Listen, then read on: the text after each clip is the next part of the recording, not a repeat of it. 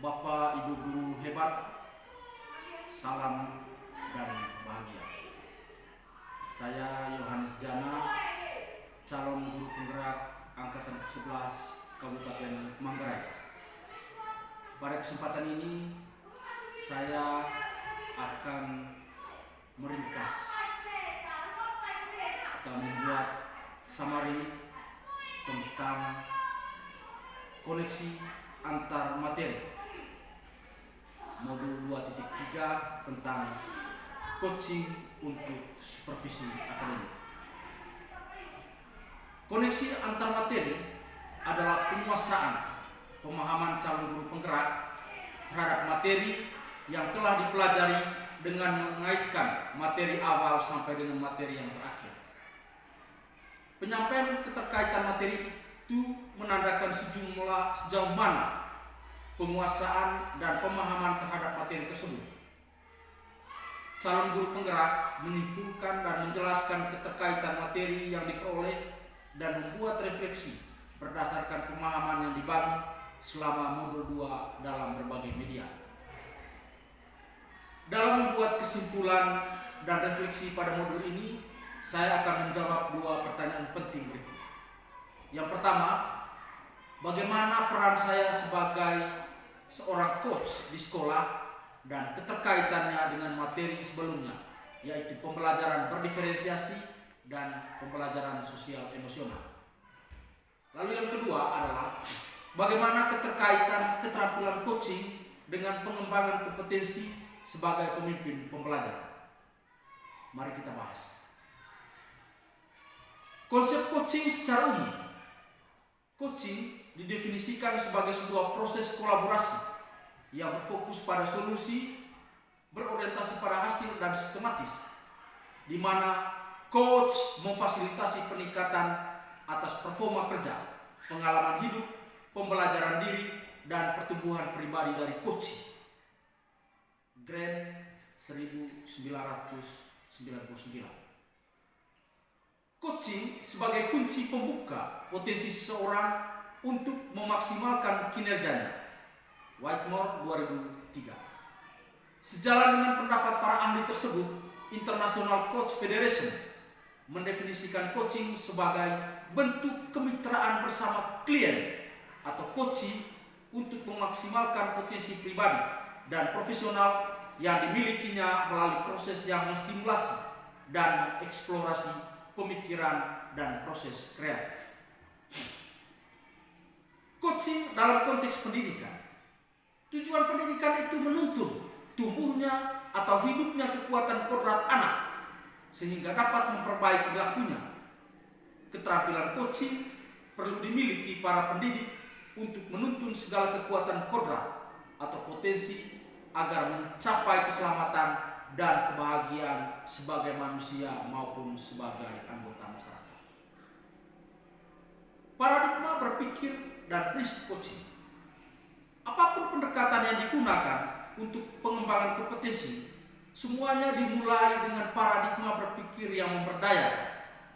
Untuk dapat membantu guru menjadi otonom, diperlukan paradigma dan prinsip coaching bagi orang yang mengembangkan. Adapun paradigma berpikir coaching yaitu yang pertama, fokus pada coaching atau rekan yang akan dikembangkan. Ketika kita ingin mengembangkan kompetensi rekan sejawat di sekolah, maka kita memusatkan perhatian pada rekan yang kita kembangkan, bukan pada situasi yang dibawanya dalam percakapan. Yang kedua, bersikap terbuka dan ingin tahu. Agar kita mampu bersikap terbuka, maka kita perlu berpikir netral terhadap apa yang dikatakan rekan kita. Hindari penghakiman ataupun asumsi yang muncul di pikiran kita. Yang ketiga, memiliki kesadaran diri yang kuat. Kesadaran diri yang kuat membantu kita untuk mampu menangkap adanya perubahan yang terjadi selama pembicaraan dengan rekan sejawat. Yang keempat, mampu melihat peluang baru dan masa depan. Coaching mendorong seseorang untuk fokus pada masa depan. Karena apapun situasinya, sekarang yang masih diubah adalah masa depan. Prinsip coaching. Prinsip coaching dikembangkan dari 3 kata atau frase kunci, yaitu yang pertama adalah kemitraan, yaitu posisi coach terhadap coachingnya adalah mitra. Itu berarti setara dalam coaching, tidak ada yang lebih tinggi maupun lebih rendah. Yang kedua, proses kreatif, yaitu dilakukan melalui percakapan 2 arah, memicu proses berpikir coaching, memetakan dan menggali situasi coaching untuk menghasilkan ide-ide baru. Yang ketiga, memaksimalkan potensi, memberdayakan rekan sejawat dan memaksimalkan potensi coaching. Maka percakapan perlu diakhiri dengan suatu rencana tindak lanjut yang diputuskan oleh rekan yang dikembangkan. Kompetensi inti coaching yang pertama adalah kehadiran penuh atau presence, adalah kemampuan untuk bisa hadir utuh pada coaching. Kehadiran penuh ini bagian dari kesadaran diri yang akan membantu munculnya paradigma berpikir dan kompetensi lain saat kita melakukan percakapan. Yang kedua, mendengarkan aktif atau minimal mendengar lebih banyak dan sedikit berbicara. Fokus dan pusat komunikasi adalah pada coaching sebagai mitra bicara. Kesampingkan agenda pribadi dalam pikirannya agar bebas dari penilaian, penghakiman, pelabelan, dan asumsi. Yang ketiga adalah melontarkan pertanyaan berbobot, menggugah peserta didik atau coaching untuk berpikir, menstimulasi pemikirannya, memunculkan hal-hal baru yang mungkin belum terpikirkan sebelumnya. Alur percakapan Tirta. Tirta berarti air dari bahasa Sanskerta. Air mengalir dari hulu ke hilir. Jika kita ibaratkan murid kita adalah air, maka biarlah ia merdeka, mengalir lepas hingga ke hilir potensinya. Sebagai seorang coach, salah satu peran terpentingnya adalah membantu coaching. Tirta terdiri dari tujuan awal, di mana kedua pihak, coach dan coaching, menyepakati tujuan pembicaraan yang akan berlangsung. Ideal, tujuan ini datang dari coach. Identifikasi di mana coach melakukan penggalian dan pemetaan situasi yang sedang dibicarakan dan menghubungkan dengan fakta-fakta yang ada. Rencana aksi di mana pengembangan ide atau alternatif solusi untuk rencana yang akan dibuat. Tanggung jawab di mana membuat komitmen atas hasil yang dicapai dan untuk langkah selanjutnya. Supervisi akademik dengan paradigma berpikir coaching. Ada 2 paradigma utama dalam menjalankan proses supervisi akademik yang memberdayakan, yakni paradigma pengembangan kompetensi yang berkelanjutan dengan optimalisasi potensi setiap individu. Prinsip supervisi akademik dengan paradigma berpikir coaching meliputi kemitraan, proses kolaboratif antara supervisor dan guru, konstruktif bertujuan mengembangkan kompetensi individu, terencana, reflektif, objektif, informasi diambil berdasarkan sasaran yang sudah disepakati, berkesinambungan, komprehensif, mencakup tujuan dari proses supervisi akademik. Sedangkan pelaksanaan supervisi akademik didasarkan pada kebutuhan dan tujuan sekolah dan dilaksanakan dalam 3 tahapan, yakni perencanaan, pelaksanaan supervisi, dan tindak lanjut. Tahap perencanaan, supervisor merumuskan tujuan, melihat pada kebutuhan pengembangan guru, memilih pendekatan, teknik, dan model, menetapkan jadwal, dan mempersiapkan beragam instrumen. Dalam tahapan pelaksanaan supervisi akademik adalah observasi pembelajaran di kelas atau yang biasanya kita sebut sebagai supervisi klinis. Tindak lanjut berupa kegiatan langsung atau tidak langsung seperti percakapan coaching, kegiatan kelompok kerja guru di sekolah, fasilitasi dan diskusi, serta kegiatan lainnya di mana para guru belajar dan memiliki ruang pengembangan diri lewat berbagai kegiatan. Lalu pertanyaan, apa peran saya sebagai seorang coach di sekolah dan keterkaitannya dengan materi sebelumnya, yaitu pembelajaran berdiferensiasi dan pembelajaran sosial emosional? Keterkaitan materi modul 2.1 tentang pembelajaran berdiferensiasi dan modul 2.2 tentang pembelajaran sosial emosional.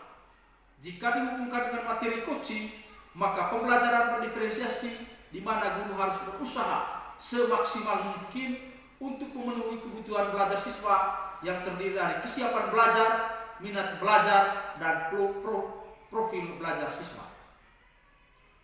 Langkah untuk memetakan kebutuhan individu siswa tersebut, guru bisa berperan sebagai coach untuk melakukan proses coaching dengan siswa sebagai coach. Hal tersebut mampu mengoptimalkan potensi yang ada dalam diri siswa sehingga akan menemukan cara terbaik dalam pemenuhan kebutuhan individu siswa. Pembelajaran sosial emosional yang harus dilakukan secara kolaboratif oleh seluruh komunitas sekolah untuk menumbuhkan kompetensi tentang kesadaran diri, manajemen diri, kesadaran sosial, keterampilan berelasi, dan pengambilan keputusan yang bertanggung jawab pada diri siswa. Proses coaching sejalan dengan pendidikan sosial emosional karena kompetensi sosial emosional tersebut dapat diterapkan oleh guru dalam proses coaching kepada siswa. Keterkaitan keterampilan coaching dengan pengembangan kompetensi sebagai pemimpin pembelajaran. Terdapat 4 macam paradigma berpikir coaching, yaitu fokus pada coaching atau rekan yang akan dikembangkan, bersikap terbuka dan ingin tahu, memiliki kesadaran diri yang kuat, dan mampu melihat peluang baru di masa depan. Juga 3 kompetensi inti yang penting dipahami, diterapkan, dan dilatih secara terus-menerus saat melakukan percakapan coaching dengan teman sejawat di sekolah, yaitu kehadiran penuh atau presence, mendengarkan aktif atau menyimak, dan mengajukan pertanyaan berbobot. Jika keterampilan coaching sudah meningkat, maka pengembangan kompetensi guru sebagai pemimpin pembelajaran akan meningkat pula. Percakapan-percakapan coaching membantu para guru berpikir lebih dalam dan menggali potensi yang ada dalam diri komunitas sekolahnya, sekaligus menghadirkan motivasi internal sebagai individu pembelajar yang berkelanjutan yang akan diwujud nyatakan dalam buah pikir dan aksi nyata demi tercapainya kualitas pembelajaran yang berpihak pada murid. Lalu pertanyaan yang kedua adalah bagaimana keterkaitan keterampilan coaching dengan pengembangan kompetensi sebagai pemimpin pembelajaran? Keterkaitan keterampilan coaching dengan pengembangan kompetensi sebagai pemimpin pembelajaran sangatlah erat. Coaching merupakan sebuah proses kolaboratif di mana seorang coach membantu coaching untuk mencapai potensi maksimal mereka. Dalam konteks kepemimpinan pembelajaran, keterampilan coaching menjadi alat yang sangat ampuh untuk mengembangkan kompetensi baik diri maupun tim. Berikut adalah beberapa keterkaitan yang dapat dijelaskan. Yang pertama adalah fokus pada pengembangan diri. Pemimpin sebagai model. Pemimpin yang menguasai keterampilan coaching akan menjadi model yang baik bagi timnya. Mereka mampu menunjukkan bahwa pengembangan diri adalah hal yang penting dan terus-menerus dilakukan. Membangun budaya belajar. Coaching menciptakan lingkungan yang kondusif untuk belajar dan tumbuh. Pemimpin dapat memfasilitasi pembelajaran yang berpusat pada siswa, sehingga setiap anggota tim merasa dihargai dan didukung. Yang kedua adalah meningkatkan kinerja tim, membantu mencapai tujuan. Coaching membantu tim untuk menetapkan tujuan yang jelas dan realistis, serta mengembangkan rencana aksi untuk mencapainya. Meningkatkan motivasi dengan memberikan dukungan, umpan balik yang konstruktif, dan pertanyaan yang menantang. Coaching dapat meningkatkan motivasi dan semangat kerja tim. Dan tentunya memperkuat kolaborasi. Coaching mendorong kolaborasi dan kerjasama tim. Pemimpin dapat membantu tim untuk saling belajar dan berbagi pengetahuan. Yang ketiga, membangun hubungan yang kuat, meningkatkan kepercayaan. Coaching didasarkan pada kepercayaan dan hubungan yang saling dihormati. Pemimpin yang menggunakan keterampilan coaching akan membangun hubungan yang lebih kuat dengan anggota timnya. Meningkatkan komunikasi. Coaching mendorong komunikasi yang terbuka dan jujur. Pemimpin dapat menciptakan lingkungan di mana setiap orang merasa nyaman untuk berbagi ide dan pendapat. Jadi, dari uraian di atas, dapat disimpulkan secara ringkas. Keterampilan coaching memberikan pemimpin pembelajaran sejumlah manfaat, antara lain peningkatan kinerja individu dan tim, pengembangan budaya belajar yang positif, peningkatan motivasi dan kepuasan kerja, penguatan hubungan antara anggota dalam satu sekolah, dan pengembangan kompetensi kepemimpinan yang lebih baik. Demikian saja penyampaian materi saya berkaitan dengan koneksi antara materi pada modul 2.3 yaitu tentang coaching untuk supervisi akademik. Sekian dan terima kasih, semoga bermanfaat.